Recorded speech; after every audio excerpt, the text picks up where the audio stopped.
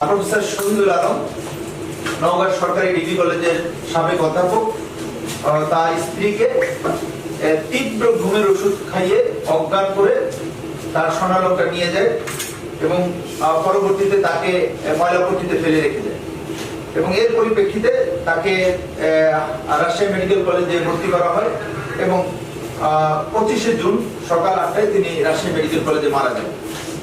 থানা এবং জেলা গোয়েন্দা শাখা এটা নিয়ে গভীর অনুসন্ধান শুরু করি এবং বিশেষ করে আমরা শহরের গুরুত্বপূর্ণ জায়গায় সিসি ক্যামেরার ফুটেজ কালেকশন করি। প্রায় 85 থেকে 87টা আমরা সিসি ক্যামেরার বিভিন্ন স্থানে জেলা পুলিশ এই ধরনের অজ্ঞান পার্টি, মলম পার্টি অথবা প্রতারণার মাধ্যমে মানুষের টাকা পয়সা হাতিয়ে নেওয়া চক্রের বিরুদ্ধে কঠোর অবস্থানে আছে। গত কয়েকদিনে এরকম বেশ কিছু ঘটনা আমরা শনাক্ত করেছি, আসামি গ্রেফতার করেছি। আমাদের এই ঘটনার সাথে আরো কেউ জড়িত আছে কিনা তার ব্যাপারে আমাদের তদন্ত অব্যাহত আছে। ধন্যবাদ।